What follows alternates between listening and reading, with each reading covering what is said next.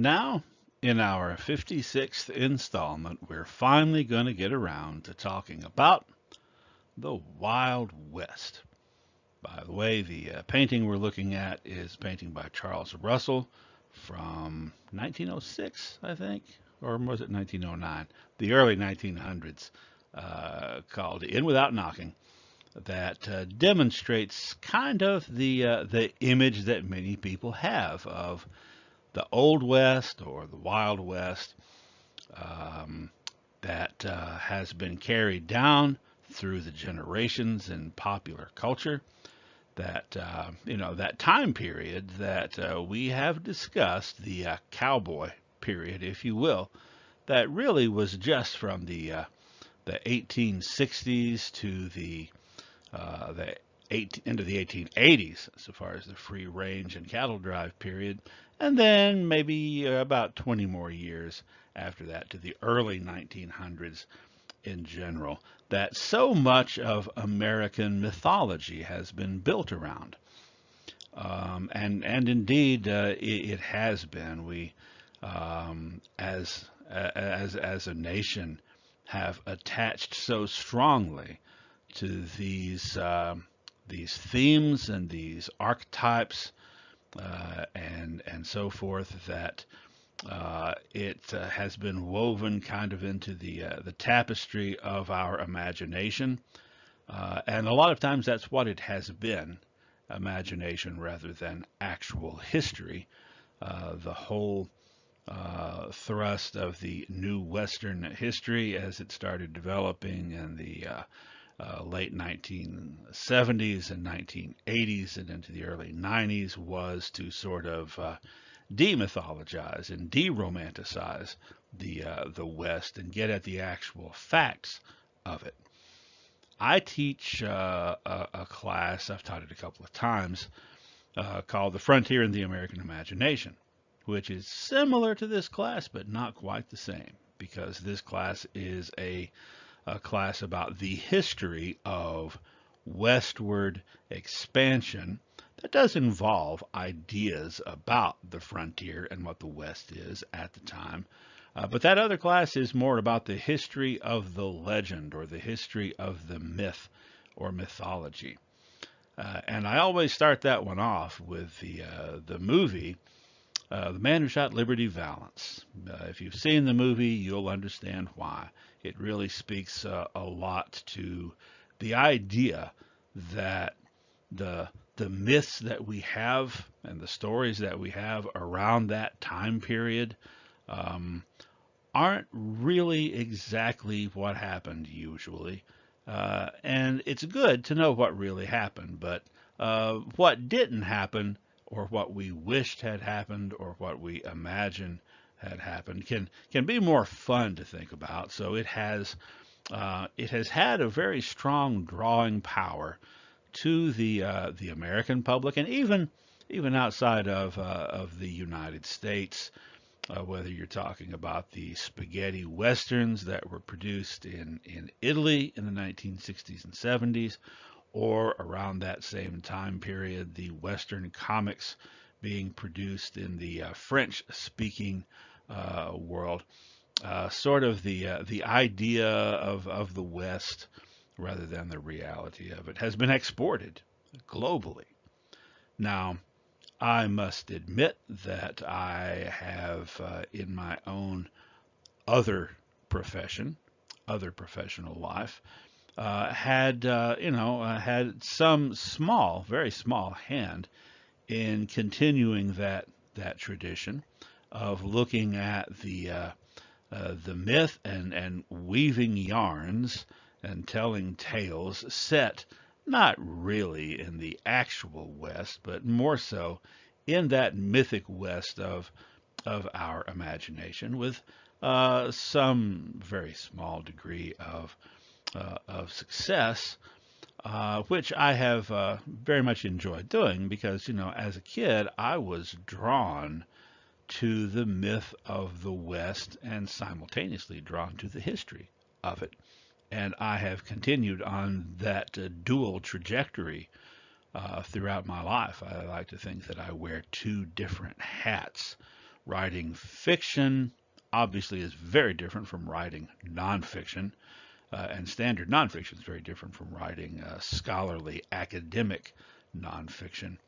But writing about the mythical or fictional West is also very different from writing about the actual history.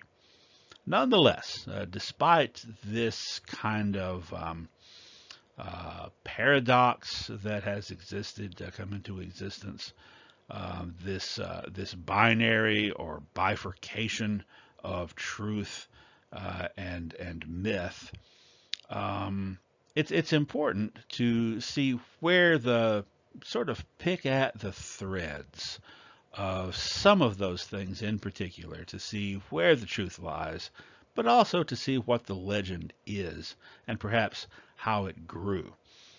So we're going to be over this lecture and maybe another one or two after this. I'm not sure how long it's going to take. We're going to look at some of those aspects of the Old West, and particularly that period from 1866 roughly up into the 1890s, that has captured the imagination of so many people for so long. So one good question is, when did the West or the frontier start becoming kind of fodder for imaginative tales, and perhaps even fodder for American readers and later global readers to sort of envision themselves and perhaps even try to define themselves? When did that start? Well, this predates the cowboy era, but so far as romanticizing the frontier goes, particularly in fiction, that started about 40 years before the cowboy era, or a little bit more, with James Fenimore Cooper and his cycle of novels called the Leatherstocking Tales that started coming out in 1823. The fifth one came out in 1841. This was, in fact, the first internationally successful American author of fiction born in the United States. So, in a lot of ways, this was the beginning of the successful American novel. And as I mentioned several lectures ago, I think it's fitting that it was about heading westward into the frontier, set initially in the frontier of the 1750s, actually the 1740s if you count the prequel, the frontier of upstate New York, and then moving out onto the prairie in later later volumes of the series. So the hero of this series of books was called by several different names over the course of the books. His name was Nathaniel Bumppo, also known as the Deer Slayer, also known as Hawkeye, kind of the initial consummate frontier hero who was raised with Native Americans and does all the things that Indians do except better because he's a white guy, and he actually says that on more than one occasion. Anyhow, that's the beginning of the romanticizing and fictionalizing of the West. However, during the time that these novels were popular, there was some semi-fictionalizing going on. And that was the romanticizing of the life of the frontiersman Davy Crockett, which we also talked about several lectures ago. That actually started with Crockett himself and his heavily fictionalized autobiography.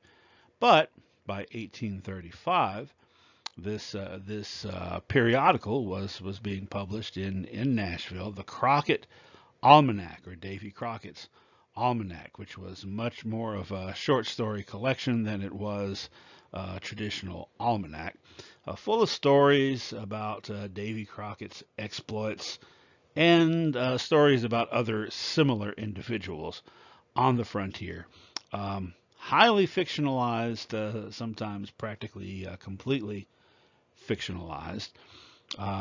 Initially published in Nashville, and then the franchise to print them was given to other publishers in other cities because at that time it was not really um, sustainable or even possible to have a periodical with a national distribution. However, that was about to change. And by the way, these started when Crockett was still alive, and as you recall, he died at the Alamo in 1836, not long after these things started coming out. Now, here's some stuff that we haven't already talked about, at least not in this lecture series, in this class. And that's the fact that in 1843, the steam-powered rotary printing press was introduced that enabled printing to just go through the roof. You could now, with one of these things, you could print off millions of copies of something in a single day. So that made it a lot more possible to get a lot of copies out there. It also made the prices go way, way down because there's a lot more available. Now, the Davy Crockett almanacs were extremely popular, especially with adolescent boys and young men. And a lot of the things that are going to be produced very, very cheaply after 1843, including the Davy Crockett Almanac in its later editions, are going to be popular, are going to be aimed at that audience as well. And that includes this type of periodical that maybe you haven't heard of by these names.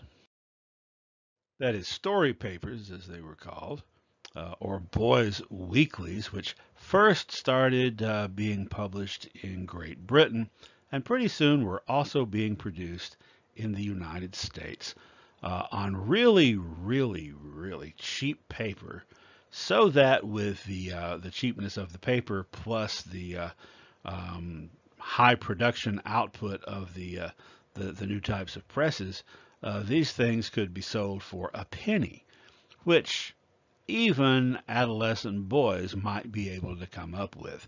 And they were geared often toward adolescent boys, stories of high adventure or shocking tales of horror. Hence, in Britain, they were also called penny dreadfuls. In fact, the story of Sweeney Todd, the demon barber of Fleet Street, first appeared in penny dreadfuls in England in the 1840s, long before it was a musical. And so throughout the 1840s and 50s, these were extraordinarily popular with boys and young men who wanted to read about adventure that was not necessarily high literature.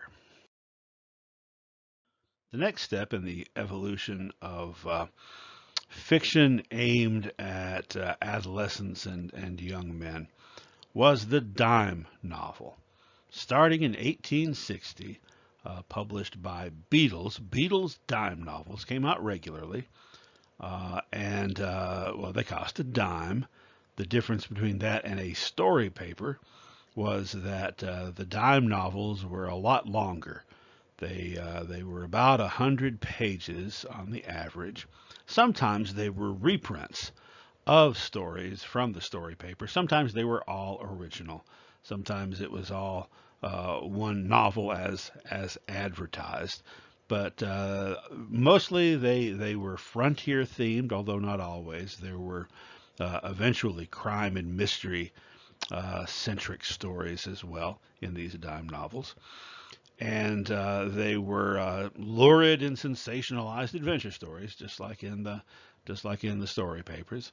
And they really caught on. They caught on in a big way. And in fact, Beatles would be putting these things out for many, many, many years. And within a short time, Uh, that is to say, by the late 1860s, they were sort of following the example of the Davy Crockett almanacs and moving away from purely fictionalized characters to purely fictionalized stories about real people.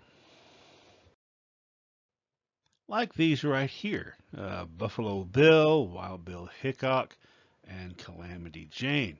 You can see that two of these three are by Beatles. The other one that features Wild Bill's Last Trail was from the Diamond Dick Library. So Beatles started to have competition. All three of these, Buffalo Bill alias William Cody, Wild Bill Hickok alias James Butler Hickok, and Calamity Jane alias Jane Canary, were all real people who lived in the American West and who caught the eye of various writers who then produced very sensationalized stories about them that were almost all fiction that caught the eye of readers around the country and made those individuals, the subjects of the stories, very, very famous. You can see over there in the third one, it features Calamity Jane, but it also features a story called Deadwood Dick on Deck, which is a fictional character. We talked about him a little bit earlier. Later, Nate Love would adopt the name Deadwood Dick, taken from the fictional character from the dime novels. Now, notice that middle example, Wild Bill's Last Trail. It's written by Ned Buntline. Ned Buntline was probably the most famous writer of dime novels, and he set the conventions that would be followed by dime novels for years to come. And he is largely responsible for the celebrity, particularly of Buffalo Bill Cody. Here's Ned Buntline himself on the left, alias Edward Judson from Philadelphia. He took Buntline as a pen name. Went out west as an adult. In his younger years, he had been in the Navy for a while. He worked in I think he may have worked in newspapers. He wrote story papers, those boys' adventure stories, and served briefly in the military in the Civil War, but got a dishonorable discharge for drunkenness. Um, Anyhow, he headed west because he had read an article in a newspaper about this colorful peace officer, James Butler Hickok, alias Wild Bill Hickok, and he decided that he was going to go find him and write a story paper about him because it seemed like the sort of colorful character that people would pay to read about. And he actually found him and walked right up to him and said, there's the guy I want." Whereupon Wild Bill pulled his gun out and almost shot him, and essentially said, "Don't ever sneak up on me like that again. And in fact, I don't like your looks. You better get out of town." So he did. After that, he decided that he still wanted to write about Wild Bill Hickok. So he started tracking down friends and associates of Wild Bill to get some background about Hickok from them. And one of the people that he tracked down was Wild Bill Hickok's friend, William F. Cody, alias Buffalo Bill. Now we're going to be talking about Wild Bill Hickok and Buffalo Bill later on in more detail, Hickok especially, so far as like the details of their actual lives. But suffice it to say that the two of them had known each other for a long time. Actually, they had met. That is Wild Bill and Buffalo Bill. They had met when they were teenagers back in the 1850s when they were both jayhawkers in Bleeding, Kansas. And after the Civil War, they had served together as cavalry scouts under George Armstrong Custer.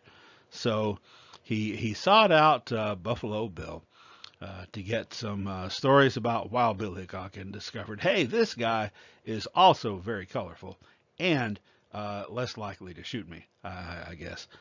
So he actually started writing stories about Buffalo Bill. He was planning to make Buffalo Bill Wild Bill Hickok's sidekick, but he made him the star of his own stories, and then later on wrote stories about Hickok and others as well. In fact, not long after his story about Buffalo Bill Cody came out, which I think was 1870, someone used that dime novel as a basis to write a Broadway play about him, which made Buffalo Bill even more famous.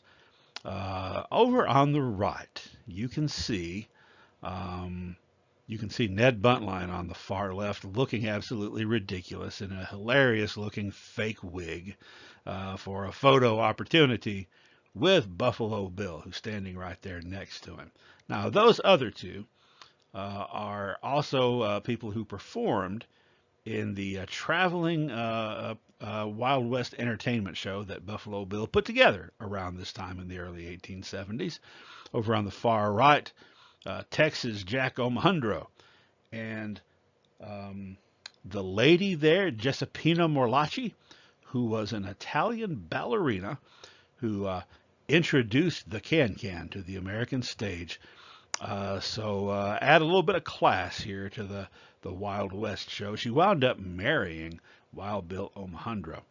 Anyhow, that's the story of Ned Buntline and how the stories of Ned Buntline helped to create some legends.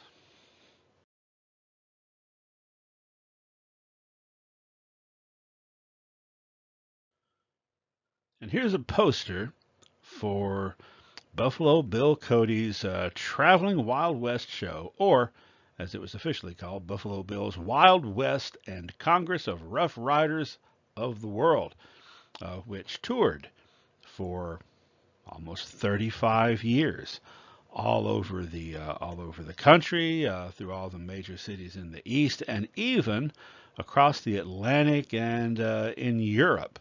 At one point, performing for the Queen of England, Queen Victoria. So Buffalo Bill became really, really famous as a result, initially, of those. Well, actually, because Wild Bill Hickok was rude to Ned Buntline when you get right down to it. Anyhow, he was a showman. This was essentially a three-ring circus and a carnival that would travel around and show people what the West is really like, but they didn't actually show them what the West is really like. They showed them what people expected to see from having read all those dime novels. So even here, as early as the 1880s, Buffalo Bill is contributing significantly to the developing of this mythology and the framing of the West and manifest destiny and so forth as this spectacle that really imprinted itself on the minds of the public in the United States and also around the world. As you can see, by the way, in the poster, the Congress of Rough Riders, it doesn't mean they were elected representatives. Congress means a group of people that have come together. Also, they had a Congress of American Indians representing various tribes. Cody actually hired Native Americans to perform as the Indians that were attacking the stagecoaches and the wagon trains. Indians always lost in these shows, and it was thrilling for the people to watch. But they did get paid. Here are some of Buffalo Bill's star attractions. Now, by the way, Buffalo Bill's Wild West and Congress of Rough Riders, etc., started in 1883, but he actually started having a traveling show about a decade before that. It was just simply called the Buffalo Bill Combination. And it was during that time that the picture on the left was taken. Actually, it may have been taken during a second play, this one written by Ned Buntline himself, that Buffalo Bill starred in, along with Texas Jack Omohundro, who's standing there in the middle. There's Buffalo Bill on the right, and there on the left is Wild Bill Hickok. So Hickok was in that play briefly. He didn't like it very much, and he also sometimes toured with Buffalo Bill's Combination, which was a part-time thing throughout the 1870s, in which Cody would perform some of the time and continue scouting for the Army some of the time. Now, what was the big deal about Wild Bill Hickok, other than the fact that he was a very effective and infamous peace officer?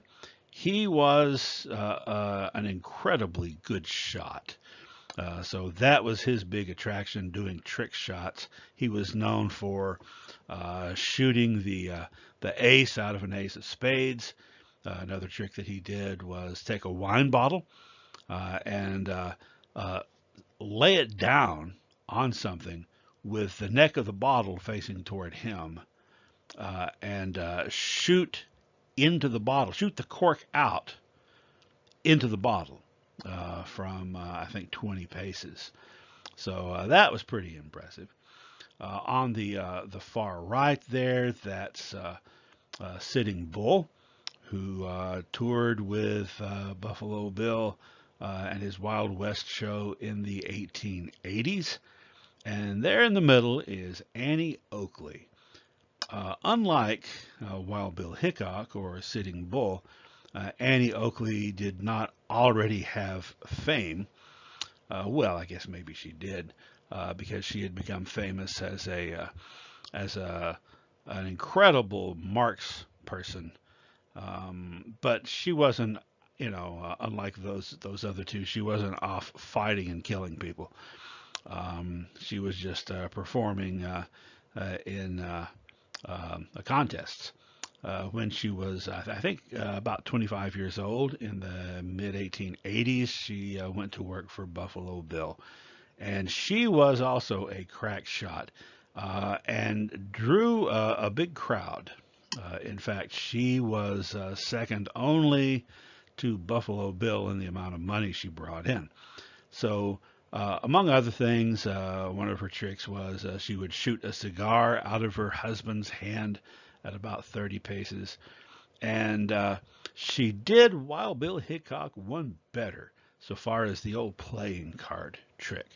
Her husband would hold up a playing card and then turn it around so that its edge was to her, and from 30 paces away, she would shoot it and cut it in half.